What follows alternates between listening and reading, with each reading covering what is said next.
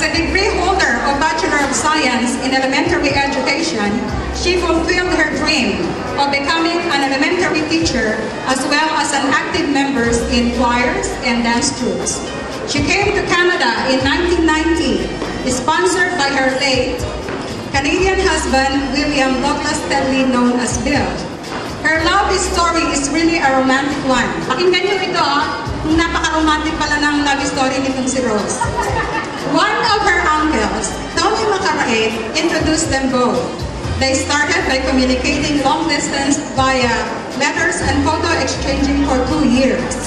When Bill visited Manila on April 30, 1989, he was struck by the charm of this Filipino beauty that he did not let her go anymore. It was a whirlwind courtship because within a week, they were married on April 29, 1989. Para si Imelda at si Ferdinand Marcos were with courtship. Although childless, they lived happily for 18 years, but their union was cut off when Bill passed away in 2006, leaving Rose a very young widow at age 55. And she is not new to beauty pageants because she was crowned as Miss Anniversary Queen of 2006 at the Filipino Seniors Club of BC. Currently, Rose is currently employed by the Hudson Bay and is an active community officer serving as secretary at Pimcanes and assistant secretary at Canpica. Ladies and gentlemen, FYSS is proud to present our 8th Miss Anniversary Queen of 2011, a business-minded single person with talents in craft making, dancing, and singing. Here she is, the charming Rose among the roses. A big applause for Rose Macaraig Henry.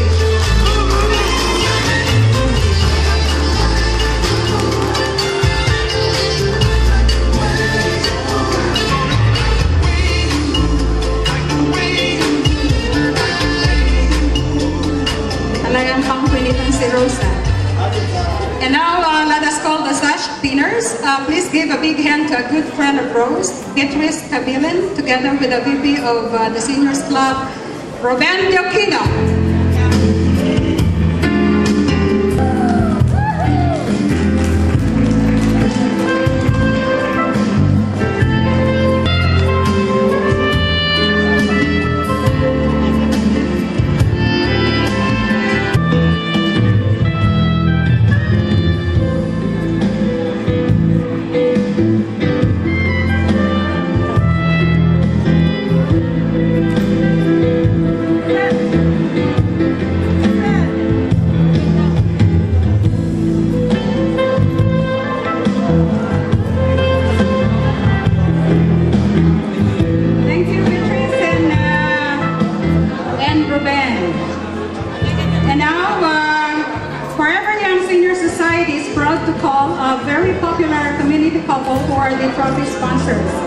Please give a big welcome to the Lady President of the New Era Society, Perla de Peralta, with her significant other, Delphine Sarchiano.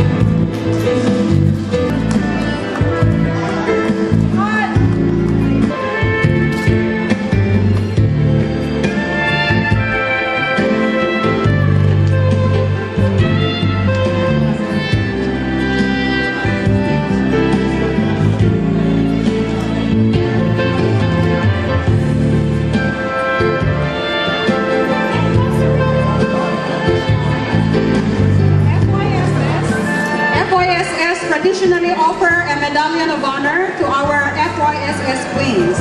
It signifies recognition with honors.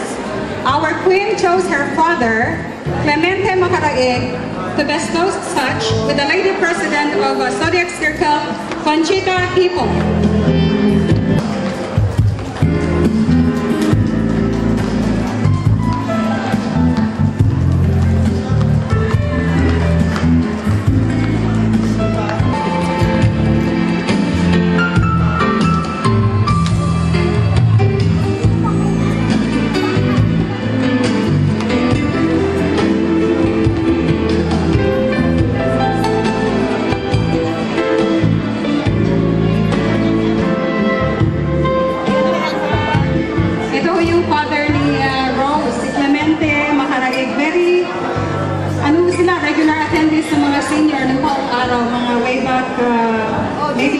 like 10 years ago. And now, the highlight of this event. Last year, our anniversary queen is a smart-looking grandmother from Baguio City, a former social worker and an educator, a mother of 6, all professionals, 4 boys who are all engineers by profession, 3 civil and 1 electrical, and 2 daughters, a nurse at the Whitby Naval Station in Washington State. All of them are honor students and scholars. In 1990, she was widowed and never had said an I to anyone else till now. Ladies and gentlemen, we are proud to present to you her last walk, our Miss Forever Young Senior Society Anniversary Queen. Let us welcome Jovi Bugayong, escorted by Mr. Cosme Malapitan, the ex-president of New Era Society. The last walk of our Miss Anniversary Queen of 2010.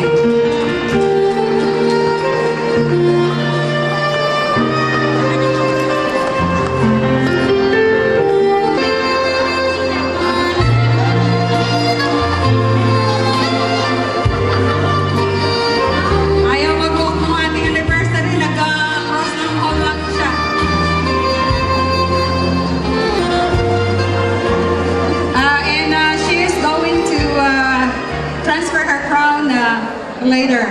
Ladies and gentlemen, we have the honor to have another community leader to assist Miss Anniversary Queen Jovi Bugayong to transfer her crown to her successor. Please welcome Mr. Fernando Salanga, the President of the Philbet Society. Palakpakan po natin si Mr. Salanga.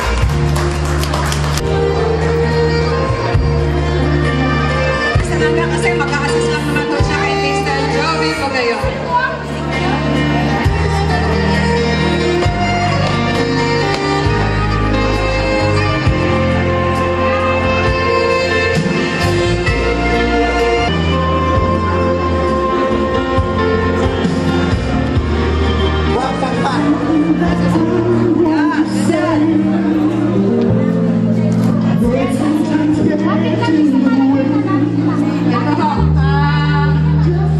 Proclaim and crown na ho itong ating Miss Anniversary Queen for 2011. Na-transfer na ho yung crown ni Miss Anniversary Queen ng 2010.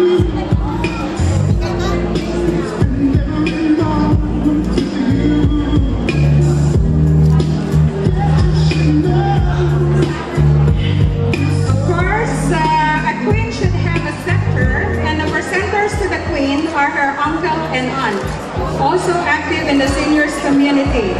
Here they are, Bert and Melinda Barros, the scepter presenters to the Queen. Palakpakan po natin sila.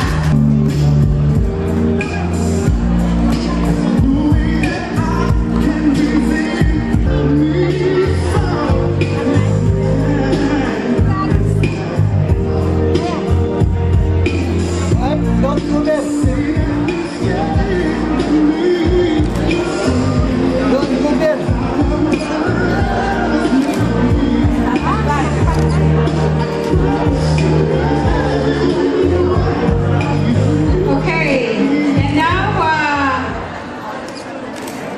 This coronation is incomplete without the traditional royal cake. Alam niyo ho, sa England, kaya po yung cake, meron yung pinibibigay sa mga queen, sa royal people, kasi raw, pagka raw yung nakaraw, pagkatapos bababa raw yung kanilang majesty, ayaw nilang ginawin.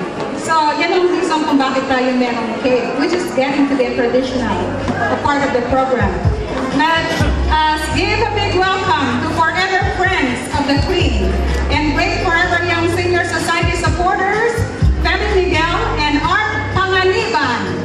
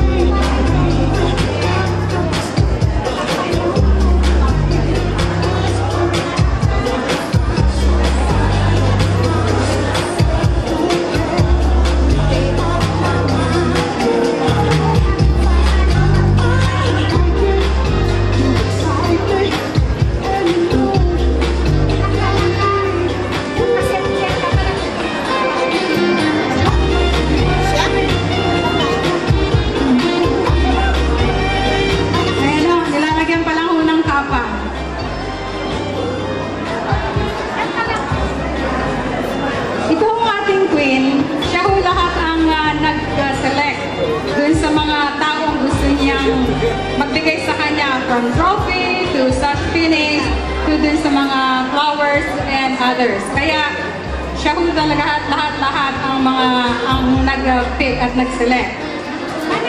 And for the next part of the program, our queen has special friends as well who will be the bouquet presenters. Here they are. Of course, special friend mo niya kasi yung aking sister-in-law, si Feli.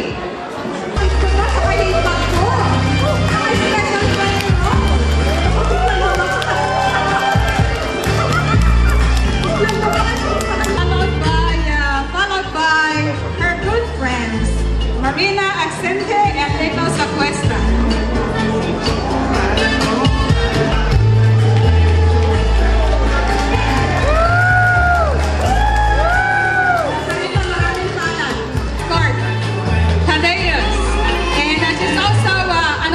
The club, Lulu and Alex Watson. Ayan ha, kaibigan ito ni Tadeo.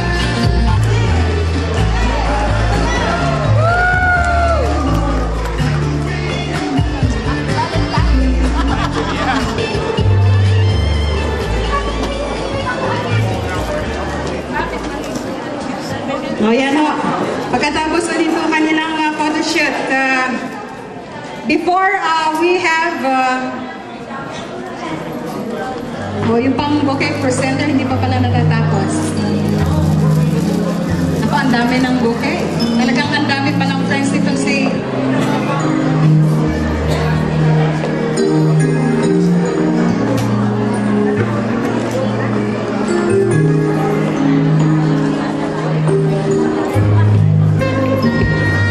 Okay, matatapos na ho tayo. Before our beauty queen, and the performer is another talented FYSS officer. Ito ho siya, introducing Ophelia Gabriel. Oh, come on! Come on! That's an effort! Thank you!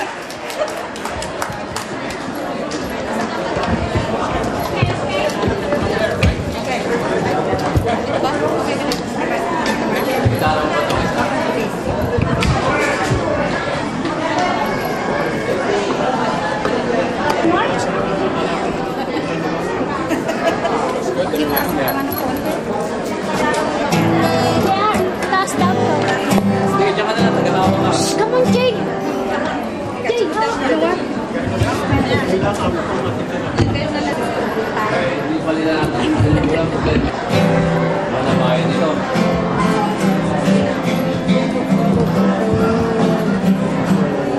singer din pala ng Reyna natin. I'd like to dedicate this song to our beautiful queen of today that has been requested among your friends. And it's a song from The Carpenter titled Top of the World.